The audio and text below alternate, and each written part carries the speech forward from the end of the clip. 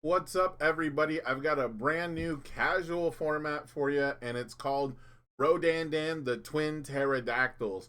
A surprisingly simple but deep single deck experience for two players. Now, you might be asking yourself, Rodan's not casual, Rodan's not simple, but I promise you this will be very fun, very casual, and hopefully quick and simple. Rodan comes from Dandan or Forgetful Fish. It's a Magic the Gathering casual format where both players share a single deck, both players share a single graveyard. The only source of damage is the eponymous creature Dandan. The forgetful part comes from the second most prolific card in the deck, Memory Lapse. So Memory Lapse is a counter spell that prevents the card from being played, but instead of going to the discard pile, it goes to the top of the deck. So, because Memory Lapse places the card on top of the deck, considering when the opponent will be able to draw that card or when you will draw is a major focus of the gameplay. Battling over control of Dandans and whether or not they can attack a player with an island is a primary strategy. As you'll see in a moment, Dandan has some game text that determines when and how it can attack. Forgetful Fish enthusiasts encourage lots of tweaking and customizing to decks. It's a casual format, so you can kind of do whatever you want. And I encourage you to take Rodan and do whatever you want with it. It's a very cool idea that I hope you will enjoy. This is a sample Dandan list, so you can kind of see that it's only got the single creature in there. Dandan can't attack unless defending player controls an island, and when you control no islands, sacrifice Dandan. There's a lot of lands in this mono blue deck that are not islands, so you can dodge being a target of Dandan, but then you also can't control a Dandan, right?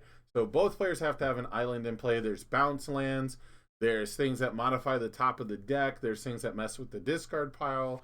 There's a lot of stuff going on, but for the most part, it's fighting over control of the same cards and, remembering where things are on top of the deck.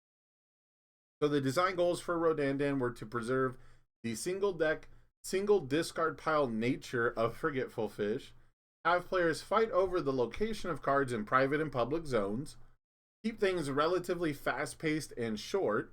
It is a casual format after all. Allow multiple routes to victory, so we're not going to have just one attack. In Forgetful Fish, you're fighting over the only source of damage, which is the one creature. That doesn't really work for our game because we don't have permanence, and it would be pretty boring if the entire game was just, I don't know, playing risky encounters at each other the whole time. I don't know what a good example would be, but, we want multiple routes to victory. Give life to cards that don't see playing constructed very often. I don't think Dandan was a standard staple by any means in 95 or 96 whenever the format was first created. So we want to include a couple of cards that maybe don't see too often. They're good cards though, so we'll rock with that. Keep rules changes light and easy to navigate. My goal is you can build this Rodan deck, you can take it to a regional, and you can sit down on a lunch break and you can explain the game to one other person and play multiple games of Rodan while eating your lunch before the lunch break is over. It should not take a whole hour to play one game of Rodan, hopefully. So here are the rules. So the rules are more simple than they appear because both players share the same deck, and all effects that reference either player's deck only affects the shared deck once.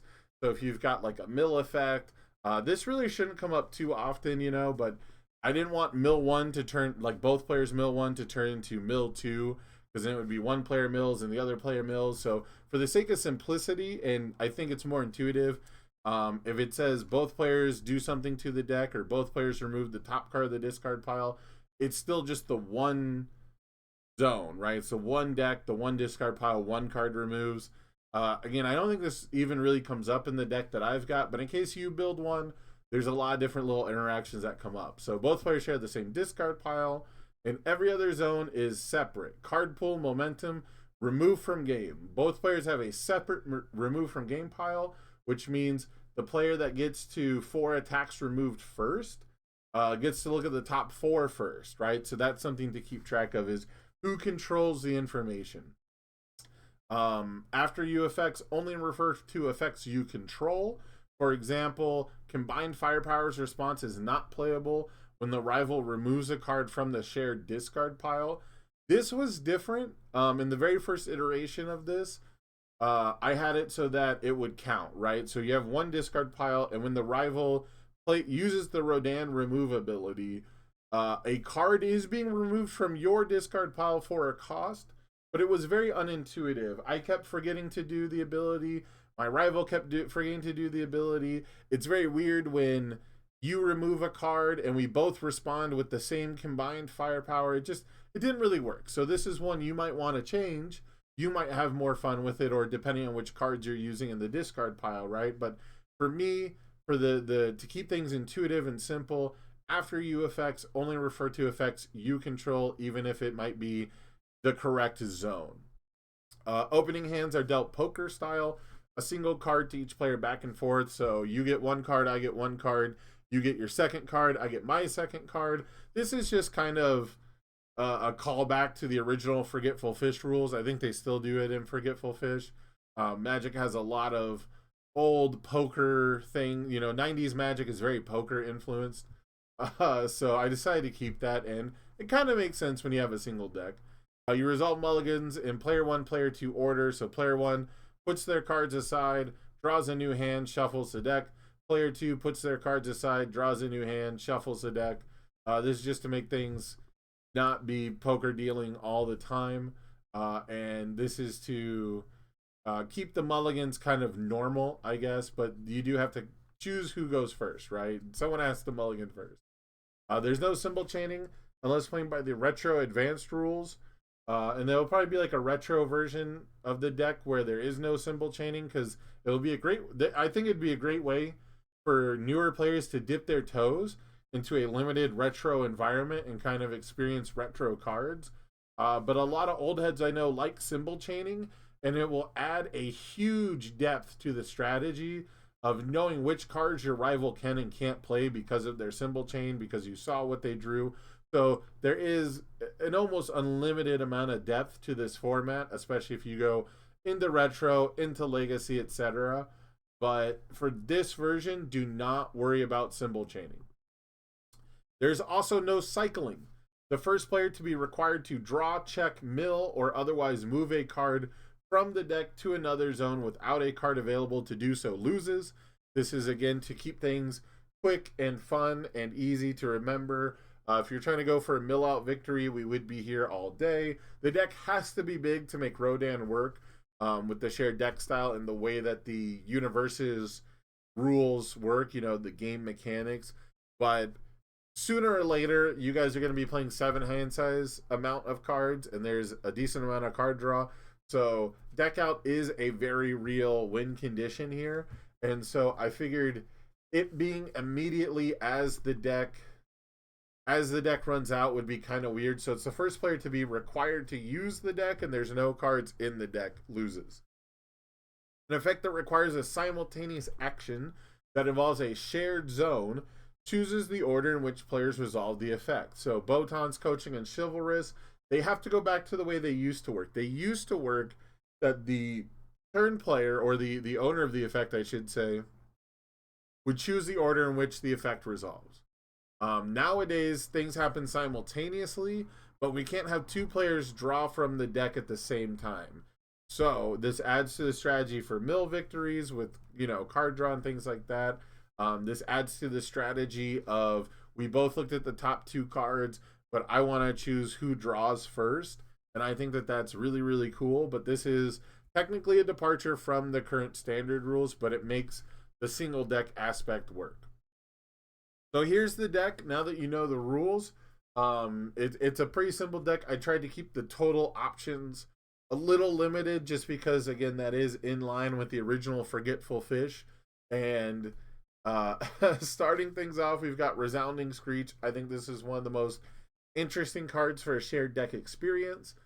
After it's removed, you can mill 2 cards, and your attack gets +1 speed. But that mill 2 allows you to choose which card goes on top of the discard pile, which one goes under it, and also it might help you win a speed war. The 2 block mod isn't the most impressive, but if you can remove multiples of these throughout an attack, it could be a big deal. So I think Resounding Screech is probably one of the core cards that should always be in a Rodan deck, but definitely experiment and find out what you like.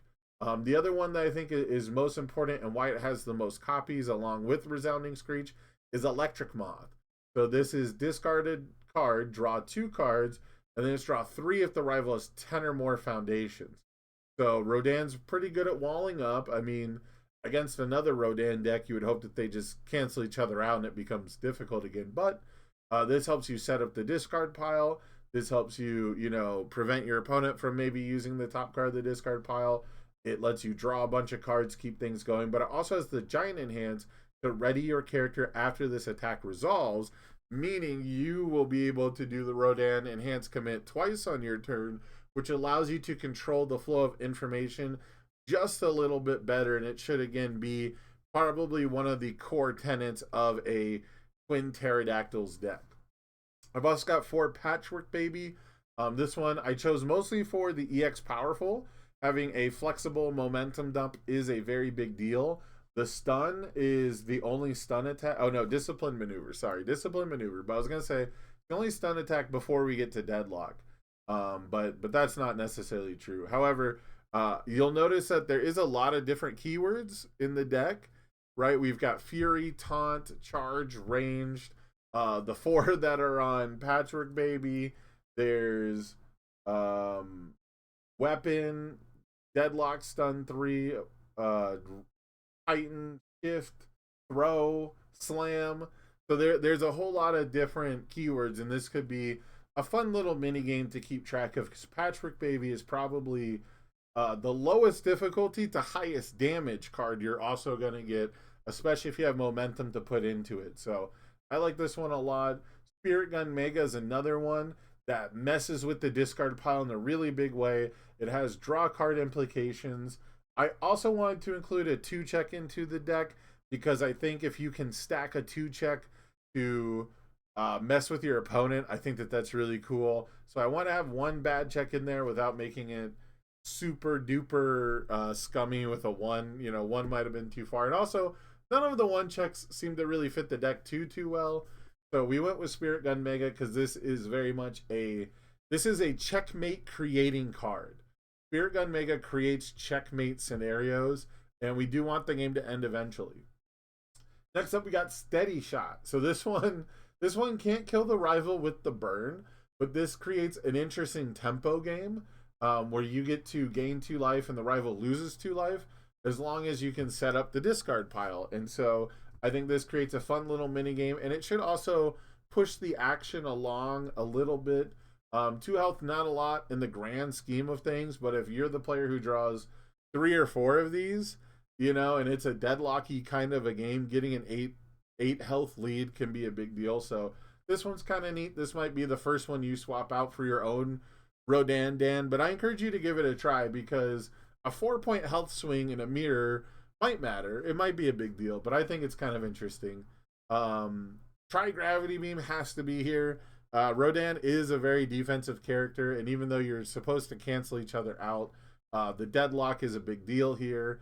The hand rip is a big deal, and also looking at the rival hand is kind of a thing for Forgetful Fish, right? It's kind of a big part of the known information. The information war, if you will, is a huge part of Rodan. So Tri-Gravity Beam really helps you win the information war. And then we've got some Titan attacks. We got some big uns, because we do want the game to end, and they combine with Death from Above at the end there. So Discipline Maneuver is stun 2. Remove 3 foundations from your discard pile. Again, this is all about the manipulation. This is about having a big poke turn to get the game progressing, and whoever draws Disciplined Maneuvers is probably going to draw a lot more cards with the supersonic flights in the deck. So this one, I think, is a really important one to get if you're in like a tempo war, if you're trying to establish a base in the mid game. You're trying to establish that you're in the lead in the mid game. I think this one could be a big deal. Unexpected Outcomes, for the same reason as Tri-Gravity Beam. It's just a bigger one. I almost put Dash Toward Disaster in the deck because of Unexpected Outcomes, but there's probably enough speed hate in more interesting ways anyways. We've got 2 Colossus Titan attacks. Again, Game Ender, Shift Side Game Ender.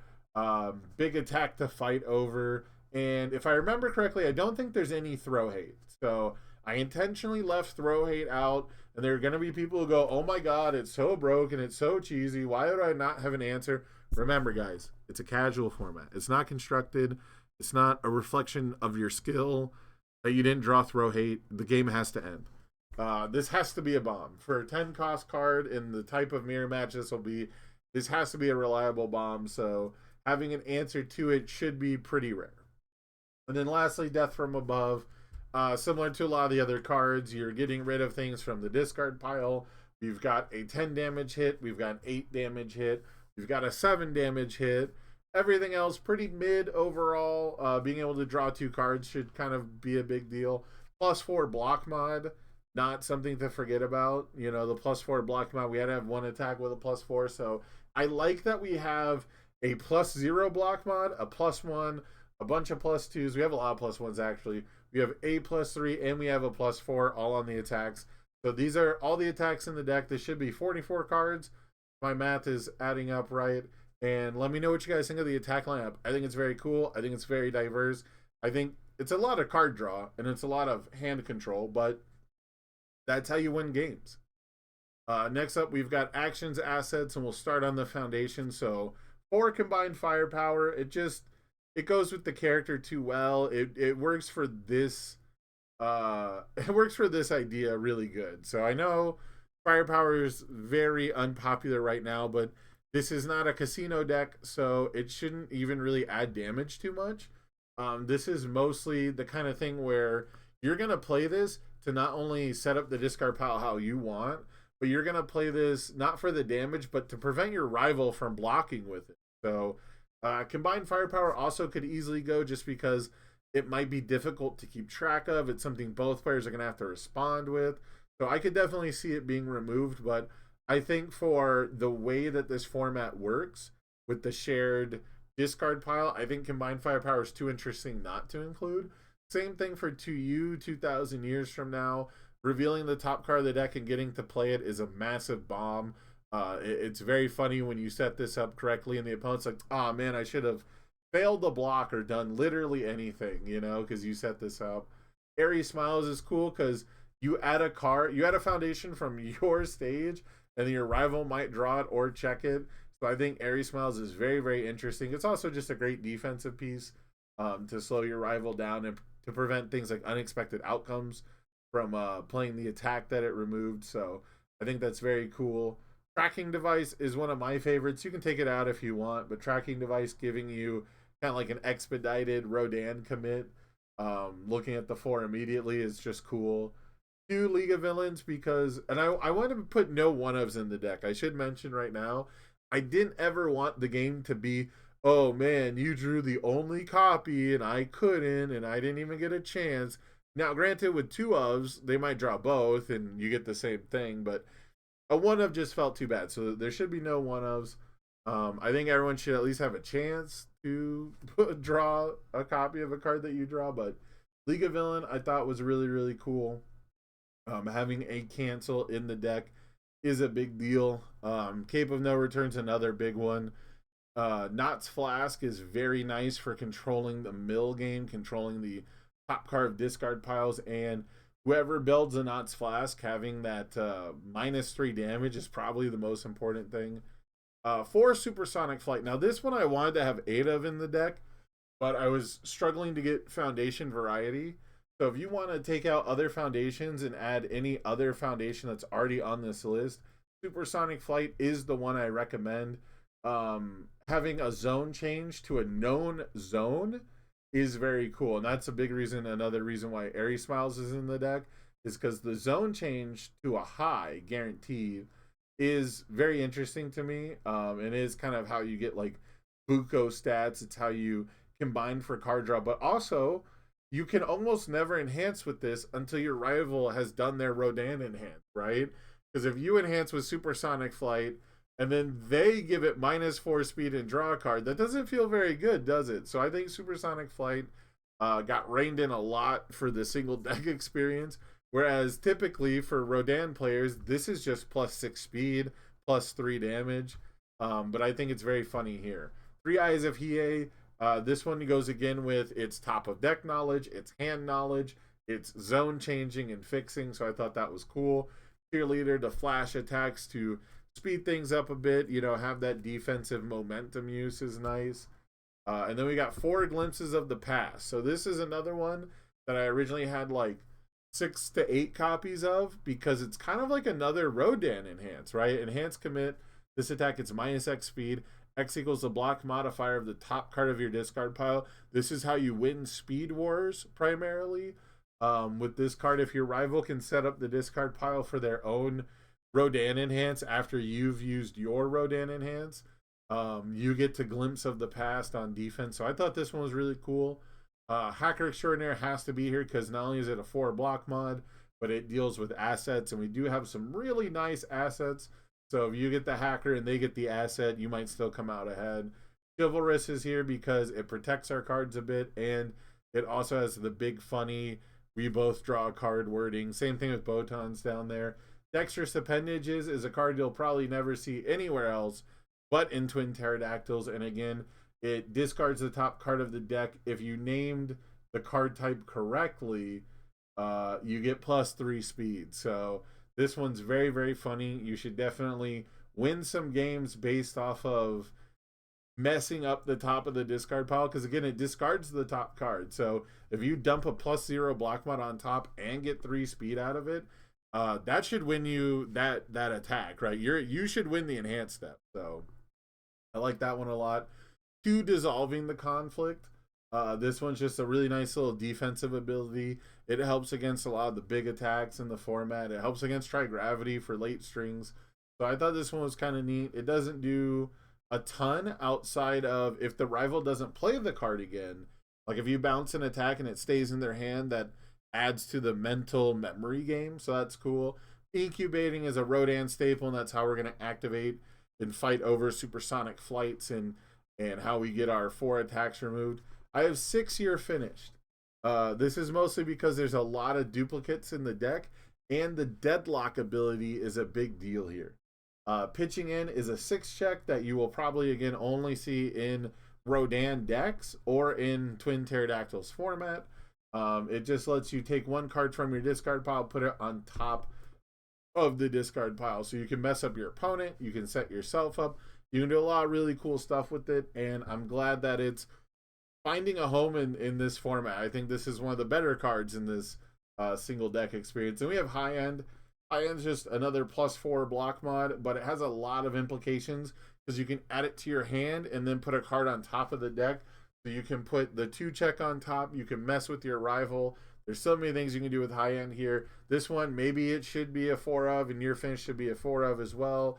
Again, play around with this, see what you like, but I wanted it to be that a player would most likely only draw 1 copy of the 2 ofs and maybe 2 copies of the 4 ofs, you know, not draw too many, and then have known attacks. Like the attacks should be a little more consistent so you can defend against them, but as far as your stage goes, it should be a little different every time.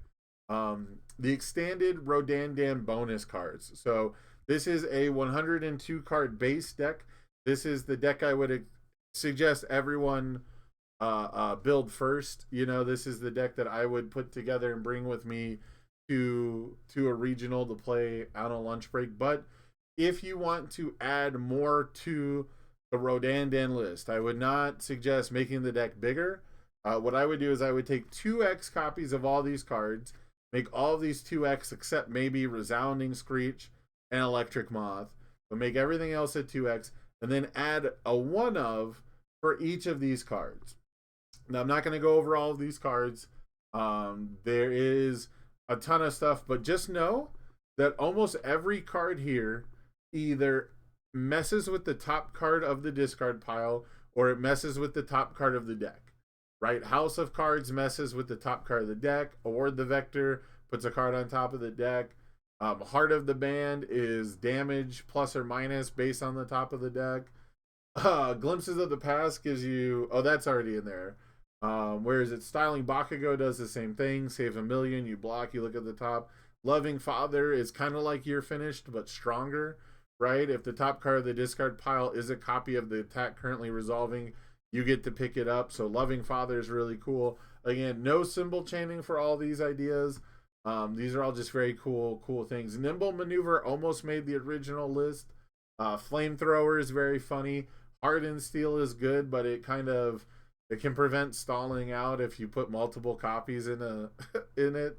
So we don't want the game to go forever. So yeah, this is a lot of ideas and a lot of cards that I thought would be really good, but you can jam these into the main list. And you know, have a good time, right? Like Armor of the Wolf goes with Patrick Baby. There's tornado attacks that care about the top card of the top card of the discard pile. So, you know, lots of fun to be had. Pretty much anything while putting these lists together. I really think that just about any card that manipulates the top of deck or discard pile in any way is a good fit for Rodandan. It always seems like a really cool thing, but don't forget, you can try different characters. You can, you know, build a deck that is Mothra versus Mothra, and it's all big, high difficulty attacks with maybe a couple electric moths in between, right? A couple of little tiny flow cards or momentum generators. Nezu versus Nezu might be miserable. I don't know. That one sounds like it might be crazy, but I know a lot of people love Nezu, and Nezu mirrors are like cursed in the best way. So try out different characters if this idea sounds appealing to you, but Rodan doesn't. So I know the last slide was probably pretty hard to read. I'll put a link to the expanded list of cards on the description of the YouTube video.